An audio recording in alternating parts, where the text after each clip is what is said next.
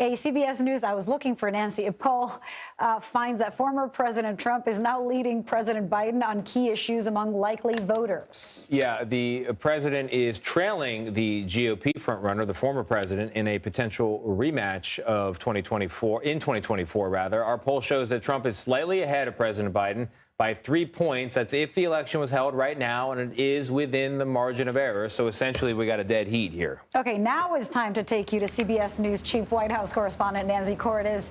Hi, Hello. Nancy. See, she's on a big screen there. Nancy, we have been discussing this polling throughout the day today. What are the voters saying about the president's handling of the economy, which seems to be the most prescient issue?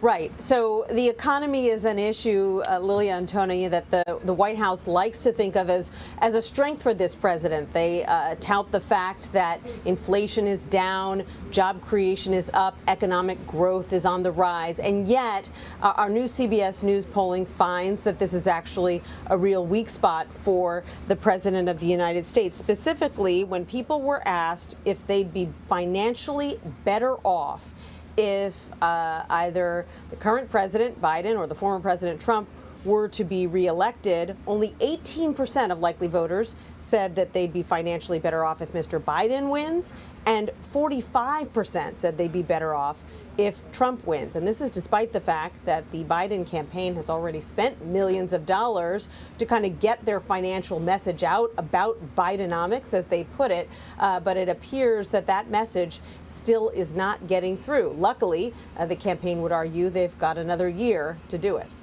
You know, Nancy, I can tell you that having spent most of yesterday talking to voters in Pennsylvania, that there are lots of Democrats who are very worried about Joe Biden's polling numbers and his chances of success against former President Donald Trump in a rematch. But does the Democratic concern, does it extend beyond just voters? Is it in the sort of elected class of Democrats or in the donor class of Democrats? There's no question, and in fact, some of those Democratic strategists and donors were expressing their concern out in the open on social media over the weekend, particularly after they saw this other new poll that came out. This one was from the New York Times, and it looked at 6 battleground states that President Biden won, that he flipped back in 2020. At this point, again, remember, this is a year out. That is a long, you've got an election that's a long way away, and yet at this point, President Trump is leading President Biden in 5 out of those 6 states, and by some pretty surprising figures. In Nevada, for example, he's leading by about 10 points. He's up in Michigan. He is up in Arizona. The only battleground state where President Biden has a slight lead is in Wisconsin. And if you dig deeper into those numbers, what you see is that President Biden appears to be shedding some support among young voters, shedding support among minority voters. And so these are the types of things that do alarm Democratic strategists, even though the campaign is putting a happy face on it and saying there's plenty of time, people aren't even really paying attention to the election yet. You know, Nancy, since you mentioned that, I found it so fascinating that that poll was not just looking at Biden losing Black, Latino, and young voters, but that those voters are actually going for Trump. It's not that he was losing them, but then when you take into account the possibility of a Kamala Harris or another Democrat with a question mark, that who knows who it would be, they would actually support that Democratic candidate. So, I mean, the weaknesses, it seems, are impossible to ignore. How is the campaign treating this?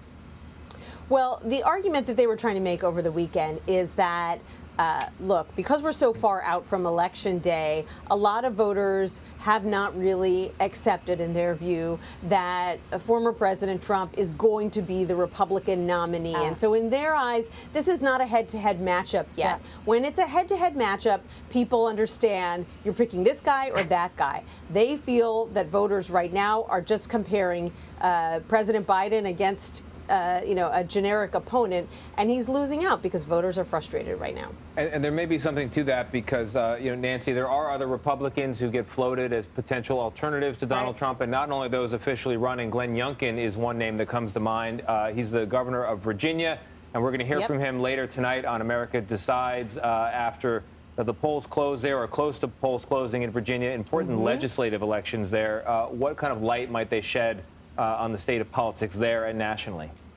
Well, very interesting, because another argument that the Biden campaign was making to me over the weekend is, hey, we think actual elections are much better predictors of how the president and his party are doing than polls 1 year out from Election Day. So they say, hey, look at recent special elections. Democrats have done really well.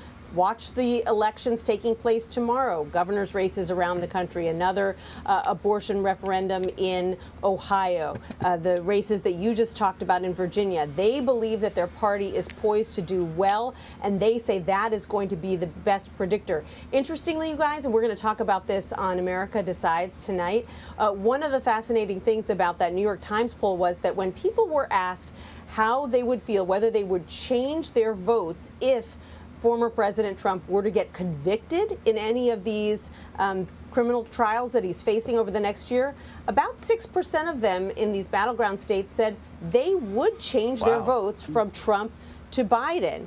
And in a lot of these close races, that 6% would be enough to change the outcome of the race. Yeah, 6%. True swing voters there, not the base. 6% is bigger than the margin of error. Nancy Cordes, thank you very much.